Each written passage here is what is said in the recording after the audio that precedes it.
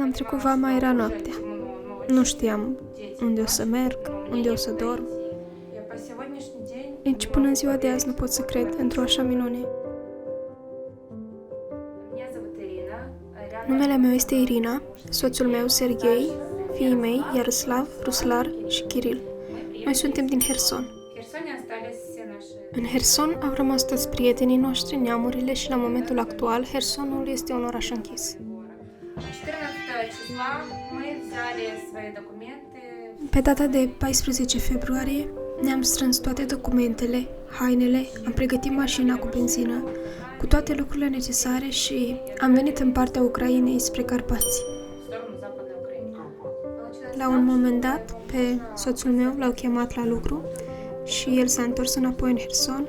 Îmi era foarte frică ca în zilele cele mai grele să nu înceapă ceva și bărbatul meu să rămână în Herson. Dar totuși am avut o nădejde că o să fie totul bine și că soțul meu o să se întoarcă și pe urmă o să ne întoarcem toți împreună în Herson. Din păcate, pe data de 24 februarie a început războiul și toate lucrurile au luat o raznă. Dimineața, soțul meu m-a sunat și mi-a spus că la noi, în Ucraina, a început războiul. M-au sunat prietenii lui și mi-au spus că și ei vor să plece, dar nu știu unde să meargă și ce o să fie mai departe. Prietenii noștri acum sunt în Herson, care e total blocat.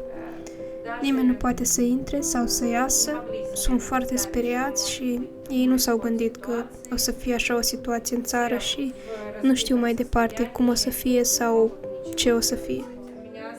Noi acum am rămas fără nimic.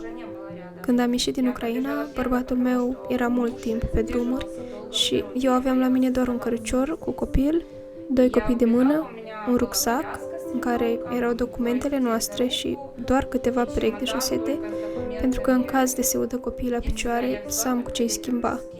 Nu știam unde o să dorm, puteam să dorm și în câmp. Și mâncarea pe care am avut-o la mine era mâncarea ce o aveam în casă pe timp de pace. Când am trecut vama, era noaptea. Nu știam unde o să merg, unde o să dorm. Erau mulți oameni.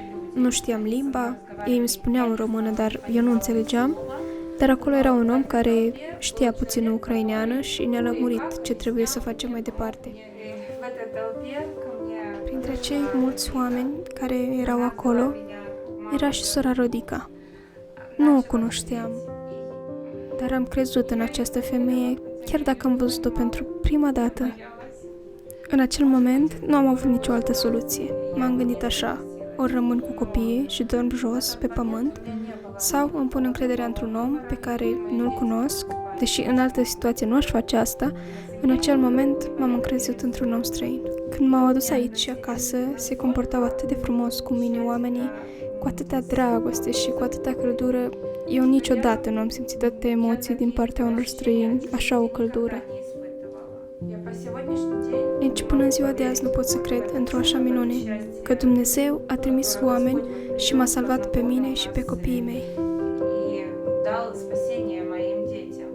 Am ajuns în frontieră și trebuia neapărat să trimit actele în partea ailantă. Eram disperați că nu știam cu cine, pentru că era imposibil de trimis. În momentul ăla am văzut că trece mașina MGM și am spus, numai așa putem rezolva. Băieții erau cu geamul dat în jos, dar fiindcă era convoi umanitar, era foarte greu de comunicat cu ei, pentru că nu ne lăsa să ne apropiem de mașină. Și în momentul ăla ei au dat geamul jos și l-am aruncat actele în mașină și atât am reușit să le spun. Trebuie neapărat să ajungă actele în partea elaltă. O să găsiți numele de contact în pașaport. Și slavă Domnului că până la urmă s-a rezolvat. În noaptea aceea, când sora Rodica s-a întors acasă, eram pe genunchi. Mă rugam pentru soțul meu să poată trece granița.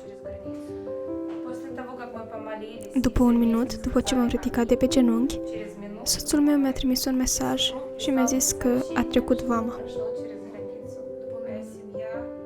Vreau să-i spun, surorii Rodica, că toată viața, familia noastră o să țină minte că ați fost o mare minune pentru noi și familia noastră.